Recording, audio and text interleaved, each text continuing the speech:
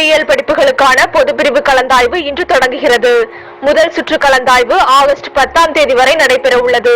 இதில் 26,654 மாணவர்கள் பங்கேற்க உள்ளனர்.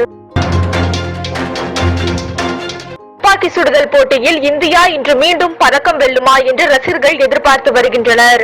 பகல் 1 மணிக்கு நடைபெறும் மகளிர் 10 மீட்டர் ஏர் ரைபிள் பிரிவு இறுதிப் போட்டியில் இந்திய வீராங்கனை ரமிதா பங்கேற்கிறார். தமிழ்நாடு ஆளுநர் பதவியில் ஆர்.என். ரவி நீடிப்பாரா என்பது இன்னும் 2 நாட்களில் தெரிய வரும் என தகவல் வெளியாகியுள்ளது. தமிழ்நாடு ஆளுநராக பதவி வகித்து வரும் ஆர்.என். ரவியின் பதவிக்காலம் 2 தினங்களில் முடிவடைய உள்ளது குறிப்பிடத்தக்கது.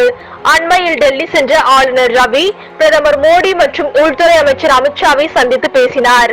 10 மாநிலங்களுக்கு புதிய ஆளுநர்களை நியமித்து ஜனாதிபதி திரௌபதி முர்மு உத்தரவு பிறப்பித்திருந்தார்.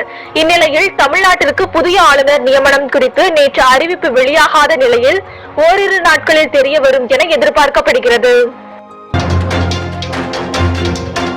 திருவண்ணாமலை அருணாச்சலேஸ்வரர் கோயிலில் நடிகர் தனுஷ் அதிகாலையில் சாமி தரிசனம் செய்தார். ஆடி கிருத்திகையை ஒட்டி தனது மகன்களுடன் திருவண்ணாமலை கோயிலுக்கு சென்று தரிசனம் செய்தார் நடிகர் தனுஷ்.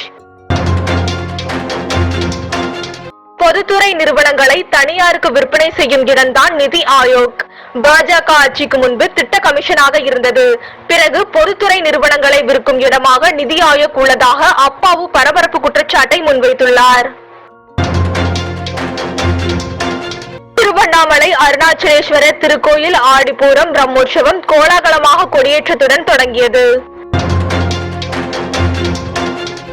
புதுச்சேரி சட்டமன்றத்தில் நீட் விலக்கு தொடர்பான கவன ஈர்ப்பு தீர்மானம் கொண்டுவர அனுமதி தர வேண்டும் என புதுச்சேரி சட்டப்பேரவை தலைவருக்கு திமுக எம்எல்ஏ நாஜிம் கடிதம் அனுப்பியுள்ளார். ஆடி கிருத்திகையை ஒட்டி தமிழ்நாடு முழுவதும் உள்ள முருகன் கோயில்களில் அதிகாலை முதல் பக்தர்கள் காத்திருந்து தரிசனம் செய்து வருகின்றனர். பால்குடம் கேந்தியும் அழகு குத்தியும் நேர்த்திக்கடன் செலுத்தி பக்தர்கள் வழிபாடு செலுத்தி வருகின்றனர். திருவள்ளூர் மீஞ்சூர் அடுத்த கொண்டக்கரையில் உள்ள அசோக் லேலண்ட் தொழிற்சாலையில் ஒப்பந்த தொழிலாளர்கள் வேலை நிறுத்தம் செய்துள்ளனர். ஊதிய உயர்வு, பணி நிரந்தரம், அடிப்படை வசதிகள் உள்ளிட்ட பல்வேறு கோரிக்கைகளை முன்வைத்து 100க்கும் மேற்பட்டவர்கள் போராட்டத்தில் ஈடுபட்டுள்ளனர்.